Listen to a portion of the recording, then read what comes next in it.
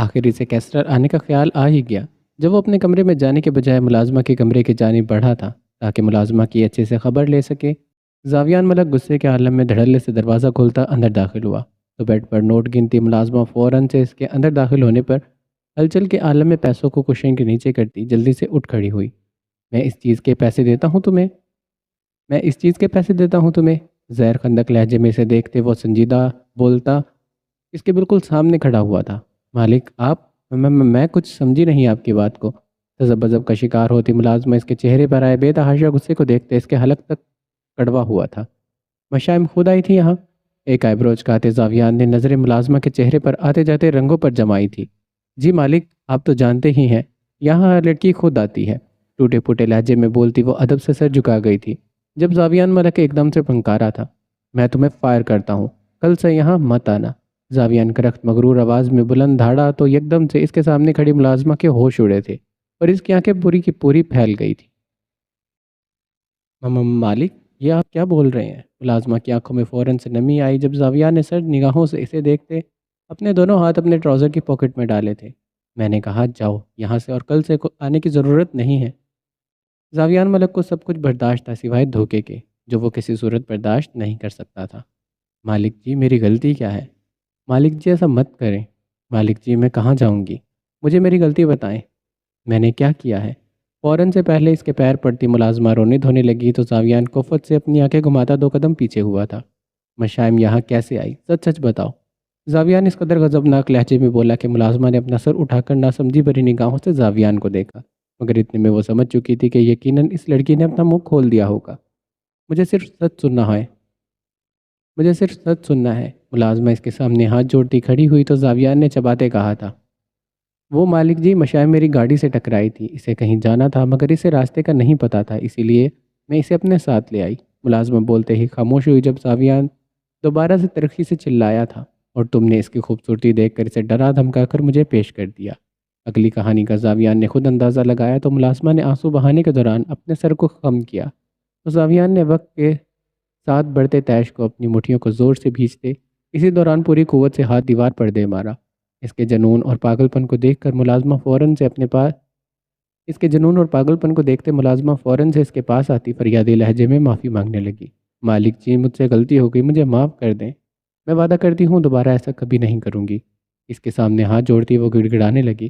خوبصورت لڑکیوں سے زیادہ اسے زیادہ خوبصورت لڑکیوں کے اسے زیادہ پیسے ملا کرتے تھے خوبصورت لڑکیوں کے اسے زیادہ پیسے ملا کرتے تھے اور مشائم کو دیکھتے وہ لالچ میں آ گئی تھی۔ اور کتنی لڑکیوں کے ساتھ ایسا کر چکی ہو؟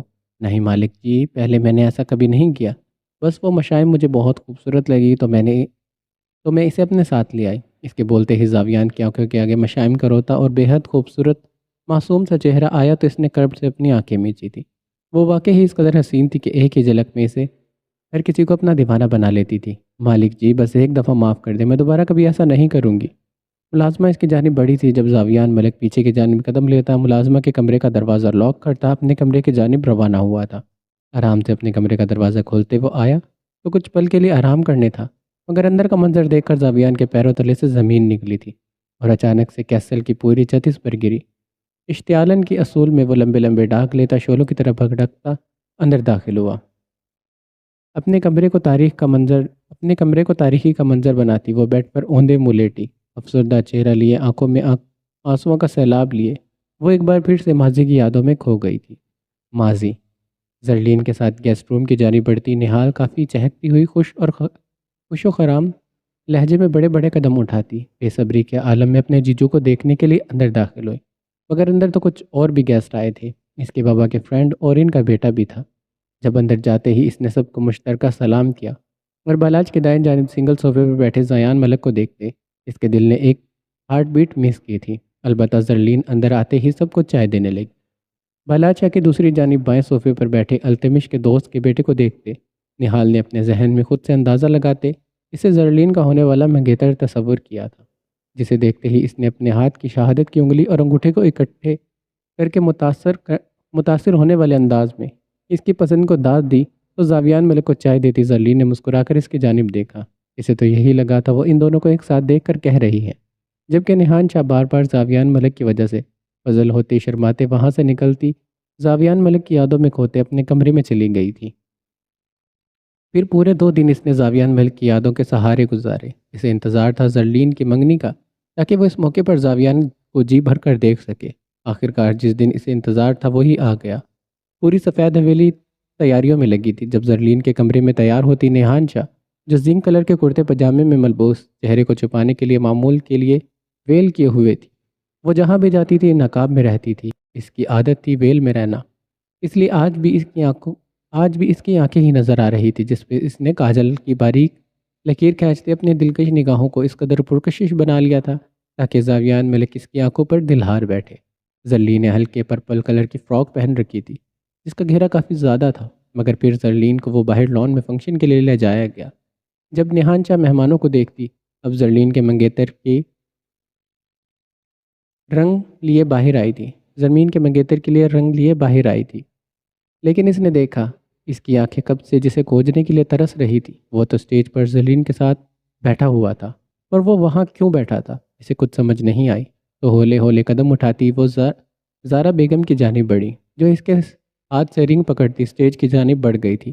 نیہان شاہ ابھی تک زرلین کے ہونے والے سسرال میں سے کسی سے نہیں ملی تھی۔ پھر اس کے دیکھتے ہی دیکھتے لان میں تقریباً اندھیرا ہوا، اور فقط سپوٹ لائٹ کی روشنی ان دونوں کپل پر پڑی، جن کی وجہ سے آج کا فنکشن اور رونق رکھی گئی تھی۔ نیہان شاہ نہ سمجھی سے انہیں دیکھنے لگی۔ جب زاویان نے زرلین کا ہاتھ پکڑ کر اسے کھڑا کیا اور اگلے ہی لمحے وہ اپنی ماں کے ہاتھ سے انگوٹھی پکڑتا زرلین کی مخصوص انگلی میں پہنا گیا تھا، جس کی وجہ سے ہر طرف ہوٹنگ ہونے لگی، مگر انجان کھڑی نیہان شاہ کے تو چاروں شانے چت ہوئے تھے۔ یہ منظر اس کی آنکھوں میں کسی کانٹے کی طرح چبھا۔ جب تک حقیقت اس کے پلے پڑی تب تک بہت دیر ہو چکی تھی۔ اتنی بڑی غلط فہمی مجھے کیسے ہو سکتی ہے؟ نیہان شاہ زیر لب بڑبڑائی تھی، مگر اس کی کان سی آنکھیں ٹوٹی اور سیلاب کی مانند اشک کو اس کی آنکھوں سے بہانے لگی۔ اپنے معاف ہوتے دماغ کے ساتھ نفی میں سر ہلاتے اس نے اپنے قدم پیچھے کی جانب لینے شروع کر دیے، مگر جیسے ہی زرلین نے زاویان کی انگلی میں انگوٹھی پہنائی، بس اسی وقت نیہان شاہ کا سانس رکا۔ اسے ایسا لگا جیسے زندگی نے اسے اٹھل میدان میں لا کھڑا کر دیا ہو۔ اس کا پورا چہرہ آنسوؤں سے بھر گیا۔ بہت دل سے لگایا کاجل اب بہتا چلا گیا۔ ابھی وہ مزید ایک قدم پیچھے لیتی جب اسی وقت اس کی سکت ختم ہوئی، اور چکراتے سر اور خود کو سنبھالنے کے بجائے وہ ہوا میں جھولتی اسی وقت زمین بوس ہو گئی تھی۔ اس کے بے ہوش ہو کر گرتے ایک دم سے ہر طرف افراتفری چھا گئی۔ بادشاہ اسٹیج سے دوڑتا اس کی جانب بڑھا اور اس کا سر اپنی گود میں رکھ کر 1 منٹ میں اس کے گرد ہجوم اکٹھا ہو گیا۔ زاویان کی فیملی تھوڑا پیچھے کھڑی تھی، جس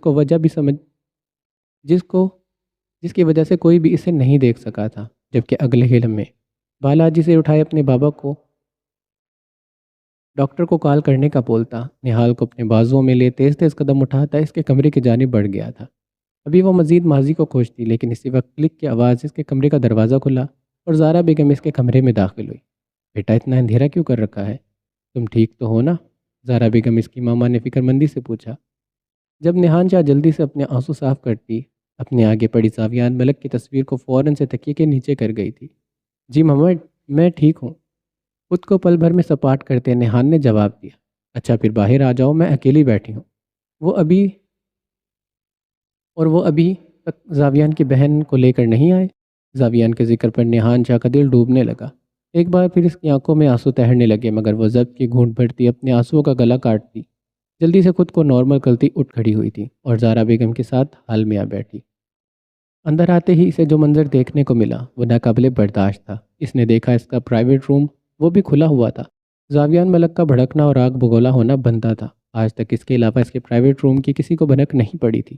پھر اچانک سے اس پرائیویٹ روم کے بارے میں کس کو پتہ چل گیا؟ اس نے اندر آتے دانتوں کو پیستے پورے کمرے کو متلاشی نگاہوں سے دیکھا، مگر اس کی نظر جس کے منتظر تھی وہ اسے کمرے میں نظر نہیں آئی، جس کی وجہ سے وہ سامنے وال میں بنے دروازے کو شعلے برساتی نگاہوں سے گھورتا، لمبے لمبے ڈاگ لیتا، اسی وقت اس دروازے کو پار کرتا اندر داخل ہوا۔ حالانکہ اس دوران وہ اٹل ارادہ کر چکا تھا، جس کسی نے بھی اس کے پرائیویٹ روم میں دخل اندازی کی تھی وہ اسے اب چھوڑنے والا نہیں تھا۔ تیش کے عالم میں وہ اندر بڑھتا، اپنی مٹھیوں کو زور سے دبوچتا، خونخوار نظروں سے اپنے شک کو یقین میں بدلتا دیکھنے لگا۔ اس نے دیکھا مشاہم اس کے کمرے کے کارنر پر کھڑی اس کی چیزوں کو ہاتھ میں پکڑ کر دیکھتی، نہ جانے کیا دیکھنا چاہ رہی۔ جب اسی وقت زاویان ملک اپنے ضبط کو کھوتا تیز آواز میں دھاڑا، مشائم! کڑکدار لہجے میں بولتے اس نے اتنی اونچی آواز میں اس کا نام لیا کہ ایک دم سے گھبراتے مشائم کے ہاتھ سے وہ فوٹو فریم چھوٹتا زمین بوس ہوا، اور ایک دم خاموش فضا، کانچ ٹوٹنے کی آواز دور دور تک گئی۔ ایک تو اس نے پرائیویٹ روم میں آ کر غلطی کی، اور دوسری اب اس کی فوٹو اس کے ہاتھ سے گر گئی تھی۔ زمین پر گری اپنی اور زرلین کی منگنی کی تصویر کو کانچ میں بکھرتا دیکھ کر زاویان کی آنکھوں میں سرخی تیرنے لگی۔ یہ وہ کمرہ تھا جس میں زاویان ملک نے زرلین کے جانے کے بعد اپنی اور اس کی یادوں کو یہاں بسا رکھا تھا، اور اس روم کے بارے میں کوئی نہیں جانتا تھا، جبکہ کمرے کی ہر دیوار پر زرلین کی اور اس کی تصویریں لگی تھیں۔ زرلین کی چیزیں، اس کی گفٹ، اس کے ڈریسز وہاں پر موجود تھے۔ اس کی ایک ایک چیز زاویان نے سنبھال کر رکھی تھی۔ تم میرے پرائیویٹ روم میں کیا کر رہی ہو؟ خون چھلکاتی نظروں سے مشائم کے ڈرے سہمے چہرے کو دیکھتے زاویان بڑے بڑے قدم اٹھاتا اس کے پاس آیا، اسے ایک جھٹکے سے کھینچ کے دیوار کے ساتھ لگایا۔ بولو، تم میرے پرائیویٹ روم میں کیسے آئی؟ زاویان کے ماتھے پر بے شمار بل ڈلے تھے، اور اس کی مشائم کے نازک روئی جیسے بازو پر پکڑ تیز ہوئی تھی۔ وہ میں غلطی سے۔ مشائم اس قدر خوفزدہ ہوئی تھی کہ اسے کچھ سمجھ نہیں آئی کہ وہ کیا اور کیسے بتائے۔ وہ میں آگے کے بھی وہ میں کہ آگے بھی کچھ بولو۔ زاویان ملک چباتے ہوئے بولا تو مشائم اپنی نظر جھکاتی کانپنے لگی، جبکہ زاویان اس کی پوری بات سننے کو تیار نہیں تھا۔ تمہیں کیسے پتہ چلا کہ میرے روم کے پیچھے پرائیویٹ روم ہے؟ اسے تشویش سے پوچھتے زاویان کے تاثرات سخت ہوئے تھے۔ اس کے کمرے کے سامنے ایک بڑی سی اس کی پکچر لگی تھی، جسے زور سے آگے کی طرف دھکیلنے سے اس کے پرائیویٹ روم کا دروازہ کھلتا تھا۔ وہ میں غلطی سے دیوار کے ساتھ ٹکرائی تو دروازہ کھل گیا، مشائم اپنے آنسو کو روکتے بکھلائے ہوئے لہجے میں بولی تھی، جبکہ زاویان کی تیز پکڑ کی وجہ سے اس کی جان جسم سے نکلنے لگی۔ یہ ساری غلطیاں تم سے ہی کیوں ہوتی ہیں؟ زاویان اپنا چہرہ اس کے چہرے کے قریب کرتا پھنکارا تھا، جس کی وجہ سے مشائم نے اپنی نم ہوتی آنکھیں زور سے میچی۔ مجھے معاف کر دیں۔ تھوڑی تھوڑی آنکھیں کھولتے وہ عجلت میں معافی مانگنے لگی، نہ جانے کیوں اسے اب ڈر کی وجہ سے ٹھنڈے پسینے آنے لگے۔ وجہ اس دوران زاویان ملک کی گرم سانسیں بخوبی اپنے چہرے کو چھونے لگی تھی۔ زاویان ملک غلطی کی معافی نہیں بلکہ سزا دیتا ہے، چلو میرے ساتھ۔ اس کی کلائی کو پکڑتے زاویان اسے گھسیٹتے باہر لانے لگا، تو مشائم سسکتی ہوئی اس کے پیچھے گھسیٹتی چلی آئی، جبکہ اپنے کمرے سے باہر نکلتے وہ اسے اسٹور روم کے پاس لے جانے لگا۔ مجھے کہاں لے جا رہے ہیں آپ؟ مشائم کو اپنے آس پاس خطرے کی گھنٹی بجتی محسوس ہوئی تھی، جبکہ زاویان ملک غصے کے عالم میں سے اسٹور روم کے اندر دھکا دے گیا تھا۔ تمہاری سزا ہے، آج کا پورا دن تم اسٹور روم میں گزارو گی۔ زاویان کے دھکا دینے کی وجہ سے وہ سیدھا فرش پر جا گری۔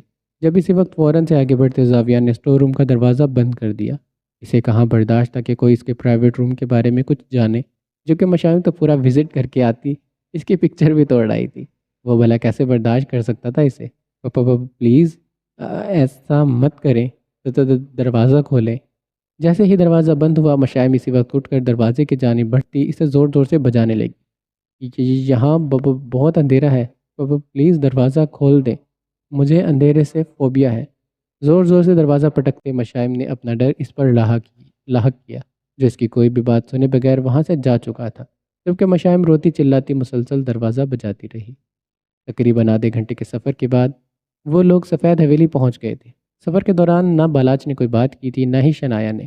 اپنی اپنی گاڑی سے نکلتے وہ سب ایک ساتھ اندر کی جانب بڑھے، لیکن اس حویلی کو کافی عرصے کے بعد دیکھ کر شنایا کو زرلین کی بہت یاد آئی۔ بالاچ شاہ شنایا کا ہاتھ پکڑتا حال میں اندر داخل ہوا، جہاں اس کی ماں اور اس کی بہن پہلے سے موجود تھے، جبکہ شنایا ناک بھلاتی بس اس کے ہاتھ سے اپنا ہاتھ چھڑوانا چاہتی تھی، لیکن اندر آتے اس نے بالاچ شاہ کی ماں تک کو سلام کرنا گوارا نہیں کیا تھا۔ نیہان شاہ نے شنایا کو پہلے اتنے غور سے نہیں دیکھا تھا جتنے نزدیک سے اس نے ابھی دیکھا تھا۔ وہ ہو بہو زاویان ملک کی کاپی تھی۔ اس کی شکل اس کے بھائی سے ملتی تھی، جسے دیکھ کر زاویان کو سوچتے اسی وقت نیہان شاہ کی آنکھیں نم ہوئی تھی۔ سکینہ، سکینہ! چچی جان نے حال میں آتے ہی گھر کی ملازمہ کو آواز دے کر بلایا تو وہ دوڑتی ہوئی آئی۔ جی بیگم جی۔ ملازمہ نے ادب سے سر جھکایا، جبکہ چچی جان چہرے پر عجیب سی مسکراہٹ نمودار ہوئی تھی، جبکہ التمش صاحب اور چچا جان صوفے پر بیٹھ گئے تھے۔ کل سے تمہیں کام پر آنے کی ضرورت نہیں ہے، کیونکہ تمہاری جگہ اب نئی نوکرانی اس گھر میں آ گئی ہے۔ چچی جان نے شنایا ملک کو تنبیہ کرتے سلگتے تیکھے لہجے میں کہتے اس کام والی کے ہاتھ کو اشارے سے جانے کو کہا، تو ان کی اس جرت پر بالاچ شاہ نے پہلی نظر کرب سے اسے گھورتے شنایا پر ڈالی، دوسری نظر چچی جان پر ڈالی۔ ماما، شنایا کو میرے روم میں لے جائیں۔ اگلے ہی لمحے بلند آواز میں بولتا بالاچ شاہ حکم صادر کرتا اپنے موبائل پر آئی ڈیلرز کی کال اٹینڈ کرنے لگا، تو زہرا بیگم شنایا سے ملتی اسے بالاچ کے کمرے میں لے جانے لگی۔ بلاد شاہ اور اس کا باپ التمش صاحب اس پورے علاقے کے نمبر ون پراپرٹی ڈیلر تھے۔ اگر کسی کو بھی زمینوں میں کوئی فیصلہ کروانا ہوتا تھا تو وہ بلاد شاہ سے کرواتے تھے، جبکہ ابھی اس ایک زمین کو دیکھنے جانا تھا جس کی وجہ سے وہ التمش صاحب کے ساتھ فوراً سے روانہ ہو گئے۔ مڑ کر اپنے کمرے میں آتا زاویان ملک اپنے پرائیویٹ روم میں جاتے اسے زمین بوس ہوتی فوٹو فریم کو اٹھاتا، وال کے ساتھ ٹیک لگا کر بیٹھتا، اس فوٹو کو احتیاط سے فریم سے نکالنے لگا، لیکن اس دوران زاویان کی آنکھیں سرخ انگارہ ہوتی نم ہونے لگی۔ اس نے اپنی اور اس کی تصویر پر ہاتھ پھیرتے زرلین کی تصویر پر جھک کر اپنے لب رکھ دیے۔ ابھی اتنی ہی دیر گزری تھی جب زاویان ملک کمرے کا دروازہ کھٹکنے لگا، جانے کون تھا جو اس کی پرائیویسی میں سے ڈسٹرب کرنے آ گیا تھا۔ ضبط کے گھونٹ بھرتے اس تصویر کو سنبھال کر سائڈ پر رکھتے، وہ پرائیویٹ روم سے باہر نکلتا، اس کا دروازہ بند کرتا، آگے مڑتا، غصے کی حالت میں اپنے کمرے کا دروازہ کھول گیا تھا جب اس نے دیکھا اس کی ماں اپنے سینے پر ہاتھ باندھے سامنے کھڑی تھی۔ کیا ہوا ماما، آپ ٹھیک تو ہیں نا؟ یاسمین بیگم کا آگ بگولا چہرہ دیکھ کر زاویان اپنے غصے کو اختیار میں کرتا آگے بڑھ کر انہیں بازو سے تھام گیا تھا۔ نہیں، میں بھلا کیسے ٹھیک ہو سکتی ہوں؟ نہ جانے کس کی نظر لگ گئی ہے میرے ہنستے مسکراتے گھر کو۔ اب دیکھو نا، ایک ہی دن میں سب کچھ برباد ہونے لگا ہے۔ بھیگتے لہجے میں بولتے ان کی آنکھیں پوری طرح پانی سے بھر گئی تھی جب زاویان نے انہیں اپنے سینے سے لگایا۔ مما ایسا مت سوچیں، سب ٹھیک ہو جائے گا۔ زاویان ملک اپنے غصے کو بھولتا اب ان کے لیے پریشان ہوتا، ان کے بازو کو سہلانے لگا۔ بیٹا، میں تمہاری شادی اپنے پسند سے کروانا چاہتی تھی، شنایا کو ایک بہترین ایکٹریس بنتے دیکھنا چاہتی تھی، مگر دیکھو نا ایسا کچھ نہیں ہوا، سب کچھ خراب ہو گیا۔ اس کے سینے سے لگی وہ اب پھوٹ پھوٹ کر رونے لگی جب زاویان کے دل کو اچانک سے کچھ ہوا تھا۔ میں حویلی میں بالکل اکیلی ہو گئی ہوں، تم بھی اپنے کیسل میں ہوتے ہو، اب میرے پاس کوئی نہیں ہے۔ نہ جانے وہ اب اپنے بیٹے کو کس جال میں پھنسانے آئی تھی اور کیا بات منوانے آئی تھی۔ مما پلیز مت روئیں، اگر یہ بات ہے تو میں آج سے حویلی آ جاتا ہوں، مگر آپ پریشان مت ہوں۔ وہ جب بھی اپنے موٹے موٹے آنسو سے دکھاتی تھی وہ فوراً بہل جاتا تھا۔ مگر بیٹا، وہ تمہاری بیوی، اب کیسے آؤ گے تم؟ یہ سب کچھ تو بدل گیا ہے۔ ماما آپ ایسا کیسے سوچ رہی ہیں؟ کچھ بھی نہیں بدلا، میں آپ کا پہلے والا زاویان ہی ہوں جو آپ کی ہر بات مانتا ہے، اور رہی بات مشائم کی تو میں اسے بھی حویلی لے آؤں گا، آپ کا بھی دل لگا رہے گا۔ زاویان نے چٹکی سے حل نکالتے ان کے مطلب کی بات کی تو ان کے روتے چہرے پر ایک دم سے خوشی ظاہر ہوئی تھی۔ وہ جس کام کے لیے آئی تھی وہ تو پورا ہو چکا تھا، وہ چاہتی تھی مشائم ان کی نظروں کے سامنے رہے تاکہ وہ جلد از جلد ان کی طلاق کروا دے، ورنہ کہیں ایسا نہ ہو کہ ان کے بیٹے کو ہی قابو کر لے۔ مما اب آپ جا کر ریسٹ کریں، ہم صبح حویلی جائیں گے۔ وہ ابھی مشائم کو نہیں لے جا سکتا تھا کیونکہ اس کا ارادہ پوری رات اسے سزا دینے کا تھا، آخر اس نے اس کے پرائیویٹ روم میں جا کر کوئی چھوٹی غلطی نہیں کی تھی۔ پھر مطمئن ہوتی یاسمین بیگم اپنی بات منواتی اپنے بیٹے کے ماتھے پر لب رکھ کر وہاں سے چلی گئی تھی۔ تقریباً 9 بجے کے قریب بلاد شاہ اپنے کمرے میں داخل ہوا۔ اس نے دیکھا شنایا ابھی تک انہی کپڑوں میں ملبوس بیڈ پر نیم دراز موبائل پر انگلیاں چلا رہی تھی، حالانکہ بلاد شاہ کے اندر آنے پر اس نے ایک نظر بھی اس پر نہیں ڈالی۔ جب وہ خود ہی اپنی مٹھیاں اور جبڑے بھیجتا اس کے پاس پہنچا تھا، کیونکہ زارا بیگم نے اسے ایک جوڑا دیا تھا جو اس نے پہننا تو دور دیکھنا تک گوارا نہیں کیا تھا۔ ایک سیکنڈ سے پہلے اٹھ کر 1 سیکنڈ سے پہلے اٹھو میرے بیڈ سے، ایک ناگوار نظر اس کے کپڑوں پر ڈالتا بلاد شاہ اس کے لاپرواہ چہرے کی جانب دیکھتا خونخوار لہجے میں بولا، وقت اپنی جب اسی وقت اپنی نظروں کا زاویہ بدلتے شنایا نے موبائل سے نظریں ہٹا کر تیکھی کھا جانے والی نظروں سے اسے گھورا تھا۔ کیوں اٹھوں میں آپ کے بیڈ سے؟ ایک ایک لفظ پر زور دے کر چباتے بولی تو بلاد شاہ کا سیر و خون گردش میں آیا۔ شنایا ملک، میں نے کہا ہے اٹھو یہاں سے۔ اپنی چاکلیٹ براؤن آنکھیں اس کے خمار آلودہ چہرے پر گاڑتا وہ دانت پیستے بولا تھا، مگر اس بار شنایا ٹس سے مس نہیں ہوئی اور نہ ہی کچھ بولی تھی۔ جب اسے نظر انداز کرتے بلاد شاہ نے پہلے تو ایک ہاتھ سے اس کا موبائل کھینچا، پھر دوسرے ہاتھ سے اسے زور سے پکڑتے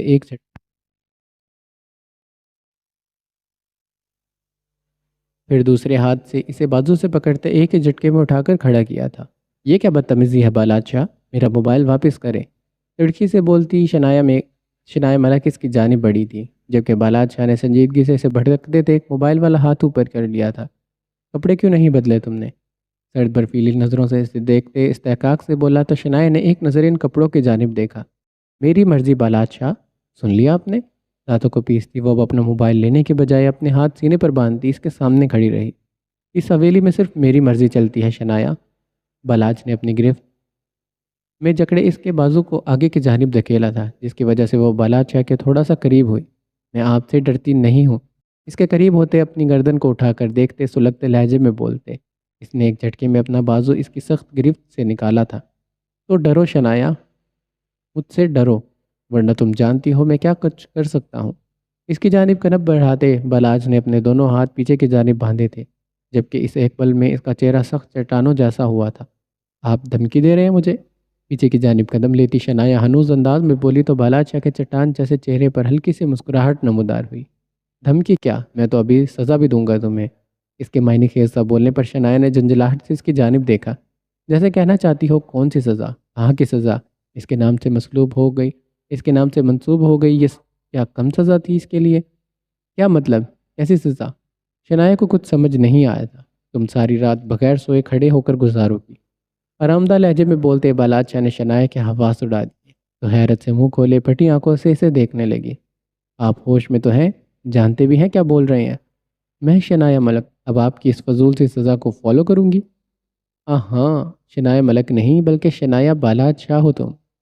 بالاج نے اسے ٹوکتے ہوئے اس کے لفظوں کی تصحیح کی تو شنایا نے سرسری سی آنکھیں گھمائی اور شنایا بالاج تمہارے پاس صرف دو آپشن ہیں۔ بالاج شاہ اس کا ہاتھ پکڑتا اسے بیٹھ کے بالکل سامنے کھڑا کر گیا تھا، یا تو تم کپڑے بدل لو یا پھر پوری رات بنا سوئے کھڑے ہو کر گزارو۔ بالاج شاہ نے اس کے سامنے آپشن رکھے تو شنایا کا منہ ہونکوں کی طرح حیرت زدہ ہوا تھا۔ سوچ لو اب تمہیں کیا چوز کرنا ہے؟ آپ کو لگتا ہے کیا میں یہ مڈل کلاس کپڑے پہنوں گی؟ شنایا ملک نے نہ خود سے اس ڈریس کو دیکھتے جھجری لی تھی تو اس کی اکڑ دیکھ کر بالاج شاہ کا دل چاہا اسے یہیں زمین میں گاڑ دے۔ تو کوئی مسئلہ نہیں، تم اپنی انا کے ہاتھوں پوری رات میرے سامنے کھڑی رہو۔ اچھا، اور میں آپ کی بات کیوں ماننے لگی؟ کیونکہ تم مجبور ہو میرے پاس موجود ہو اپنے رازوں کی وجہ سے، اور اگر تم نے میری بات نہ مانی تو تم جانتی ہو کیا کچھ ہو سکتا ہے۔ اسے غصے کے عالم میں آگ بگولا ہوتے ہوئے وہ اسے غصے کے عالم میں آگ بگولا ہوتا چھوڑے وہ وہاں سے چلتا بیڈ پر آ کر لیٹا تھا، سادہ نظروں سے اسے دیکھنے لگا، جبکہ شنایا تو اپنی USB کے ہاتھوں مجبور ہوتی اپنی مٹھیاں بھینچتی ہی رہ گئی تھی۔ میں جانتی ہوں آپ کو بتانے کی ضرورت نہیں ہے، شنایا جلے بھولے لہجے میں بولتی اپنے ہاتھ سینے پر باندھنے لگی تو بالاج نے اس کے ہاتھ سے موبائل سائڈ ٹیبل پر رکھا۔ اچھا، تو پھر تم نے سوچ لیا ہے ساری رات جاگ کر اور کھڑے رہ کر گزارنے کا؟ تو بیسٹ آف لک، صبح تک تم مجھے یہیں پر کھڑی ملو۔ حکمی انداز میں بولتا وہ اپنے موبائل کو پاکٹ سے نکالتا سکرول کرنے لگا، جبکہ شنایا نے اپنی آنکھیں بند کر کے ایک لمبا سانس اس مصنوعی فضا میں لیا اور اپنی برداشت کی سخت کو بڑھانے لگی۔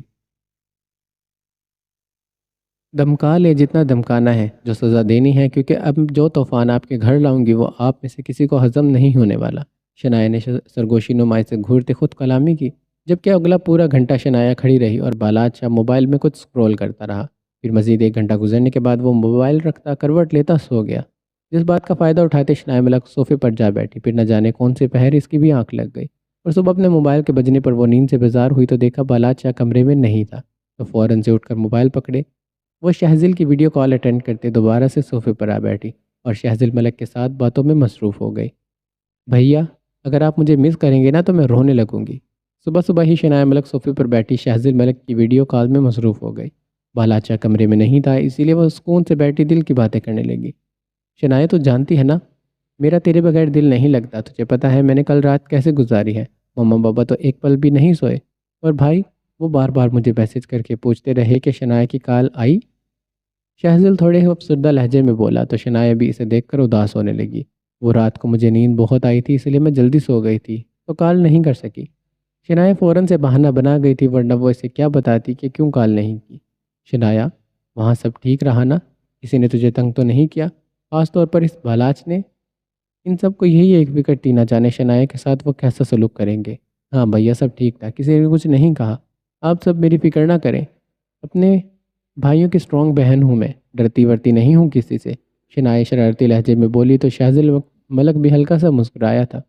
بس ایسے ہی رہنا شنایا، اور اگر کبھی انہوں نے تجھے ہاتھ بھی لگایا نا تو فوراً سے مجھے فون کر دینا، ٹھیک ہے؟ ٹھیک ہے بھیا، لیکن میں آپ کو بہت مس کر رہی ہوں، ملنے آ جاؤ نا مجھ سے۔ شنایا نے نم ہوتی آنکھوں سے شہزل کو دیکھا تو شہزل تو ایک دم سے چہک ہی اٹھا تھا۔ کیا میں سچ میں تم سے ملنے آ سکتا ہوں؟ شہزل کو تو سنہری موقع مل گیا تھا نیہان شاہ کو دیکھنے کا اور ٹارچر کرنے کا۔ ہاں بھیا آ جاؤ، تھوڑا پلاننگ بھی کر لیں گے۔ شنایا نے ایک آنکھ مارتے ہوئے مزے سے کہا تھا، جب اسی وقت اس کے کمرے کا دروازہ کھلا اور نیہان شاہ ہاتھ میں کچھ پکڑے اندر داخل ہوئی۔ بھابھی، وہ مما نے ڈریس بھیجا ہے، اندر آتے شنایا کو کل والے ڈریس میں دیکھتے نیہان نے ہاتھ میں پکڑا کیجول ڈریس اس کی جانب بڑھایا تھا، مگر ویڈیو کال میں موجود شہزل ملک اس کی آواز پہچان گیا تھا۔ اس کی کیا ضرورت تھی؟ میں اپنے گھر سے کپڑے منگوا لوں گی، شنایا روکھے اور سادہ لہجے میں بولی تھی۔ بھابھی وہ نیچے تھوڑی دیر میں گاؤں کی عورتیں آپ کو دیکھنے آئیں گی، اس لیے مما چاہتی ہیں آپ تیار ہو کر نیچے آ جائیں۔ نیہان نے دوبارہ سے سوٹ اس کی جانب بڑھایا تو اس بار شنایا ڈریس کو پکڑتی سائڈ پر رکھ گئی تھی۔ کیوں؟ وہ مجھے کیوں دیکھنے آ رہی ہیں؟ شنایا کو ان کی یہ رسم سمجھ نہیں آئی تھی۔ یہ رسم ہے سویلی کے نکاح کے بعد نئی دلہن کو دیکھنے ساری عورتیں آتی ہیں، تو آپ تیار ہو کر نیچے آ جائیے گا۔ نیہان شاہ اپنے دوپٹے کو صحیح کرتی سے بتاتے وہاں سے مڑتی باہر کی جانب بڑھ گئی تھی۔ جب شنایا نے شہزل کو آنے کا بولتے کال کٹ کر کے ڈریس کو کھول کر دیکھا، سرخ رنگ کا کیجول ڈریس، لمبی قمیض اور نیچے کھلا ٹراؤزر، اور قمیض کے بازو پرنٹ کا ڈیزائن بنا تھا، اور ساتھ ہی ہم رنگ ٹیشو کا دوپٹہ بھی تھا، جسے دیکھتے ہی شنایا کے تاثرات انتہائی بدمزہ ہوئے تھے۔ میں یہ ڈریس پہنوں گی؟ نیور، کبھی نہیں۔ اسے بہن جی والے اسٹائل کا سوٹ تو پسند ایسے بہن جی والے اسٹائل کا سوٹ تو میں کبھی نہیں پہنتی۔ اس سوٹ کو دیکھتے شنایا نے فوراً سے موبائل پکڑتے شہزل کو اپنے نیو ڈریس ساتھ لانے کا میسیج ٹائپ کیا تھا۔ مجھے دیکھنے آ رہی ہیں نا عورتیں، اس گھر کی عزت اور خاص طور پر بالاج شاہ کی بیوی اور اس کی عزت کو، تو کیوں نہ ان کی عزت کو اپنے طریقے سے نیلام کیا جائے۔ شنایا کے خرافاتی دماغ میں زبردست آئیڈیا آیا، جسے تشکیل دینے کے لیے وہ جلدی سے بالاج کے وارڈروب کی جانب بڑھی تھی۔ تقریباً کچھ وقت کے بعد گاؤں کی ساری عورتیں شنایا کو دیکھنے کے لیے سفید حویلی آ گئی۔ اس بار ملازمہ اسے بلانے آئی تھی، کیونکہ اس نے ناشتہ بھی کمرے میں ہی کیا تھا، اور اب تیار ہو کر وہ ملازمہ کے جانے کے 2 منٹ کے بعد نیچے اتر آئی۔ یہاں سے سیڑھیوں تک شنایا ملک نے انٹری لی، اور وہاں سے داخلی دروازے سے بالاج شاہ انٹری لے کر اندر ہال میں داخل ہوا، مگر اس کی نظر جیسے ہی شنایا سے ٹکرائی، اسی وقت اس کی آنکھیں حیرت انگیز طور پر بے تحاشا پھیلی تھی اور پھیلتی ہی چلی گئی۔ چند ثانیے کے لیے سے نیچے اترتا دیکھ منجمد ہوتے اس کا تو منہ ہی ہونکوں کی طرح کھل گیا تھا۔ اس نے کھلی آنکھوں سے وہ منظر دیکھا۔ شنایا ملک اس کے کپڑوں میں ملبوس تھی، اس کی بیلس ٹی شرٹ جو اس کے گھٹنوں سے اوپر تھی، بازو برہنہ تھے، اور شولڈر پر اس نے جیکٹ لٹکائی تھی، مگر اس کے سفید دودیا بازو صاف نظر آ رہے تھے۔ بالوں کو کھلا چھوڑے آگے پھینک رکھا تھا، اور نیچے اس نے بالاج کا شارٹر پہن رکھا تھا، جو بمشکل اس کی پنڈلیوں تک ہی آ رہا تھا۔ اس قدر بےہودہ لباس میں دیکھ کر بالاج کے 14 طبق روشن ہوئے تھے۔ اسے لگا جیسے شنایا ملک نے اس کے منہ پر نہیں، اس کی روح پر، اس کی عزت پر، رتبے پر ایک شاندار تماچا مارا ہو۔ حال میں بیٹھے تمام نفوس اور عورتوں کی نظر ابھی تک اس تک نہیں پہنچی تھی، مگر بالاج شاہ اس بار قرب سے اسے دیکھتا، سخت نظروں سے گھورتا، اپنی مٹھیوں کو دبوچتا اس کی جانب بڑھا تھا، مگر اتنی ہی دیر میں وہ سیڑھیاں پھلانگ کر نیچے آتی سب کو اپنی جانب متوجہ کر گئی تھی۔ ہیلو ایوری ون، اپنے ایک ہاتھ کو اٹھا کر اپنی انگلیوں کو نچا کر ان سب عورتوں کو اپنی جانب متوجہ کرتی، وہ اس بار تیکھی نظروں سے بالاج کے سرخ پڑتے چہرے کی جانب دیکھنے لگی۔ دفتن حال میں بیٹھی ان عورتوں نے کوفت بری نگاہوں سے شنایا کو دیکھا، اور زارا بیگم، چچی جان اور نیہان شاہ نے شنایا کو ان کپڑوں میں دیکھتے ہی اپنے منہ پر ہاتھ رکھ لیا۔ ان کے پورے گاؤں میں اتنی عزت تھی، لیکن آج شنایا ملک ان کی عزت کو اچھے سے نیلام کرنے آ گئی تھی۔ اے لڑکی، یہ تم کیا پہن کر آئی ہو؟ تم میں ذرا شرم ہے بھی کہ نہیں؟ چچی جان اور زارا بیگم اٹھ کر اس کے پاس آئی تو چچی جان اس کے نرم و ملائم بازو کو اپنے سخت گرفت میں لیتے جھنجھوڑنے لگی۔ یہ تو شکر تھا حویلی کے مرد حضرات یہاں پر نہیں تھے، ورنہ شنایا کا جو لباس تھا اسے دیکھتے تمام عورتیں شرم سے یہیں پر غرق ہو جاتی۔ بیٹا، میں نے آپ کو کپڑے بھجوائے تھے، آپ نے وہ کیوں نہیں پہنے؟ زارا بیگم کو اچھا تو نہیں لگا تھا، لیکن وہ پھر بھی آرام سے گویا ہوئی تھی، مگر شنایا ملک ان کی باتوں کو نظر انداز کرتی ان کے پاس سے گزرتی ان سب عورتوں کے درمیان آ کھڑی ہوئی۔ آپ سب مجھے دیکھنے آئی ہیں نا؟ لے پھر دیکھیں اچھے سے اس گھر کی اکلوتی بہو کو۔ شنایا نے ان سب کو دیکھتے کہا تو ان سب عورتوں نے ایک دوسرے کے کانوں میں کھسپس شروع کر دی۔ جب بالاج شاہ نے اپنے سرخ انگارہ ہوتی آنکھوں کو زور سے میچتے کھولا تو اس کا دل چاہ رہا تھا شنایا کی اس حرکت پر وہ اسی وقت اسے زمین میں گاڑ دے۔ زارا بیگم، ہم نہیں جانتے تھے آپ کی بہو اتنی بے شرم ہوگی۔ ارے آپ لوگ تو اتنے خاندانی اور نسلی لوگ ہیں، پھر یہ بے شرم لڑکی آپ کو کہاں سے مل گئی؟ ان سب میں ایک عورت نے اس پر تبصرہ کیا تو شنایا کو جیسے خوشی ہوئی تھی۔ برسوں سے کمائی عزت کو آپ کی بہو نے ایک لمحے میں نیلام کر دیا۔ دوسری عورت بولی تو شنایا کی مسکراہٹ گہری ہوتی گئی، جبکہ شرم کے مارے زارا بیگم کا تو سر ہی جھک گیا تھا۔ کیسی بے شرم بہو ہو، ساس کو شرمندہ کر کے خود ہنس رہی ہے۔ ایک کے بعد ایک عورت نے بولنا شروع کیا تو اس پر شنایا نے بالاج کی جانب دیکھنے سے گریز کیا، کیونکہ وہ بنا دیکھے ہی جان گئی تھی اس کا وجود لاوا بن گیا ہے، اب نہ جانے کس وقت وہ لاوا پھٹ جائے۔ توبہ توبہ، ایسی بہو سے اچھا تو آپ اپنے بیٹے کی شادی ہی نہ کرتی۔ ایسی لڑکیاں تو خاندان کی عزت نہیں بلکہ ان کی رسوائی کا باعث بنتی ہیں۔ بس اتنا ہی برداشت تھا اس میں اس کی سکت کا پیمانہ لبریز ہو گیا، اس کا سفید سوٹ پسینے میں شرابور ہو گیا، اس کے ماتھے پر بے شمار بل ڈالے، غصے کی وجہ سے اس کی رگیں ابر ابر کر باہر آنے لگی۔ اس نے زور سے اپنے ہونٹوں کو بھینچا، اس کی ناک پھولنے لگی۔ جب وہ لمبے لمبے قدم بڑھتا، اس کے قریب آتا، اس کی کلائی کو اپنے سخت گرفت میں لیتا، بنا اسے سنبھلنے کا موقع دیے اسے گھسیٹتا سیڑھیوں کی جانب بڑھاتا۔ مگر شنائی اس وقت احتجاج کرتی، اس کی گرفت سے اپنے بازو کو چھڑواتے چلانے لگی، میری کلائی چھوڑیں، بلادشاہ مجھے چھوڑیں، آپ کو سنائی نہیں دے رہا؟ تندہی سے دانت پیس کر بولتی، وہ خود کو چھڑوانے کی جد و جہد میں تھی جب سیڑھیوں کے دہانے پر بالاج نے مڑ کر اسے اتنی سخت اور سرد گھوری سے نوازا کہ وہ ایک دم سے گھبرا کر پیچھے کی جانب ہوئی تھی۔ اس کی آنکھ اتنی غضبناک منظر بیان کر رہی تھی کہ شنایا کے پورے جسم میں ایک دم سے سنسنی دوڑی تھی۔ لیکن اس وقت بالاچا تھوڑا سا جھکتا، ایک ہاتھ اس کی کمر پر اور دوسرا ہاتھ اس کی پنڈلی پر رکھتا، اسے اپنے کسرتی بازو میں اٹھائے تیش کی قدم اٹھاتا، اوپر کی جانب بڑھتا، بنا کسی کی بات پر کان دھرے اسے کمرے میں لاتا، پیر کی مدد سے دھڑلے سے دروازے کو بند کرتا، چیختی شنایا کو بیڈ کے پاس لاتا، ایک جھٹکے میں اپنی باہوں سے آزاد کرتا، پوری قوت سے بیڈ پر پٹک گیا تھا۔